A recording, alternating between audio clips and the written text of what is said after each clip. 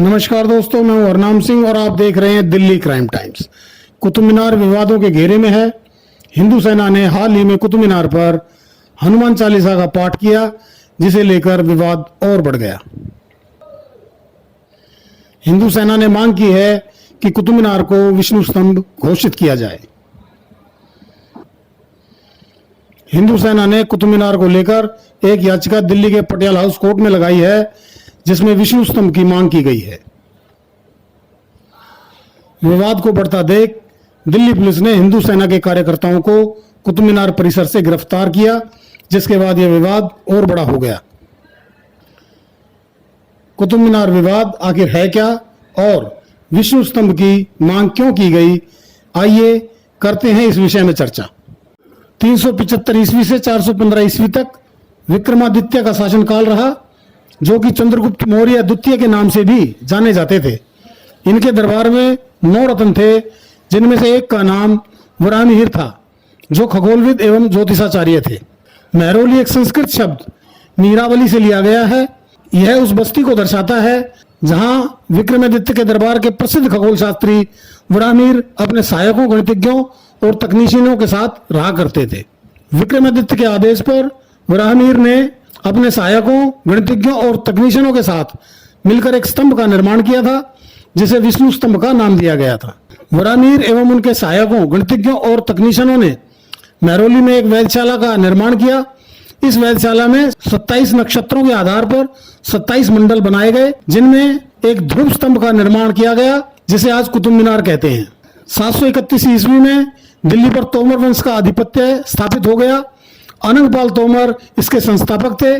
तोमर वंश का राज्य 11वीं शताब्दी तक कायम रहा। अनंगपाल ने ही लालकोट किले का निर्माण करवाया। वर्तमान में इस वंश को तमर कहा जाता है।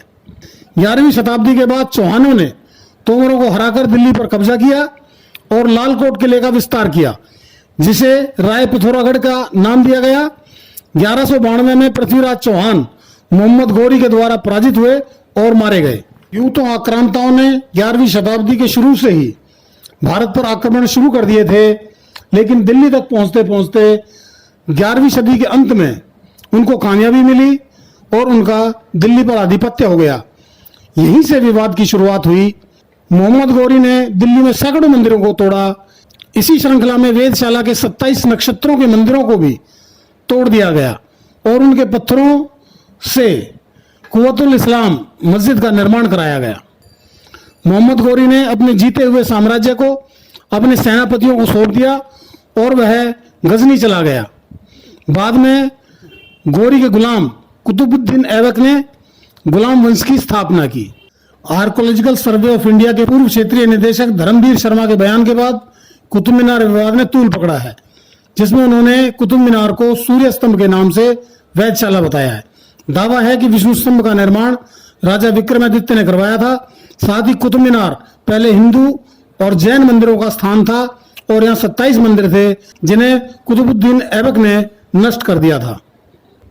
इससे पहले इस साल अप्रैल के महीने में कुतुब मीनार परिसर में कुव्वतुल इस्लाम मस्जिद में स्थित मंदिरों के जीर्णोद्धार की मांग वाली याचिका को अदालत ने खारिज कर दिया था। हिंदू देवता विष्णु, जैन देवता तीर्थकर, भगवान ऋषभ देव और अन्य की ओर से यह मुकदमा दायर किया गया था, जिसमें 27 हिंदू और जैन मंदिरों की बहाली की मांग की गई थी। हाल ही में यूनाइटेड हिंदू फ्रंट के कार्यकर्ताओं ने कुतुब मीनार का नाम विष्णु स्तंभ करने की मांग को लेकर भूल भुलैया में हनुमान चालीसा का पाठ किया। कुतुब मीनार परिसर जाने के दौरान पुलिस ने उन्हें रोक लिया।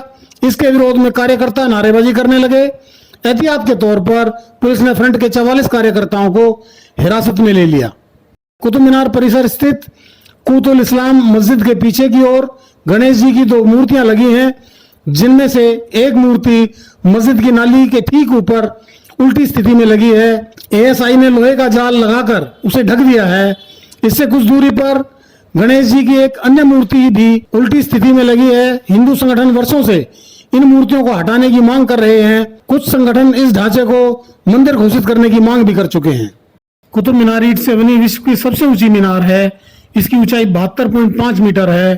भारतीयों को इतिहास की पुस्तकों में पढ़ाया जाता है कि कुतुब मीनार का निर्माण 1133 में दिल्ली सल्तनत के सबसे पहले शासक कुतुबुद्दीन ऐबक ने शुरू करवाया था। यह इसका केवल आधार बनवा पाया था। इसके उत्तराधिकारी अल्तमिश ने इसकी 3 मंजिलों का निर्माण करवाया था और 1368 में फिरोज शाह तुगलक ने इसकी 5वीं और आखिरी मंजिल बनवाई थी।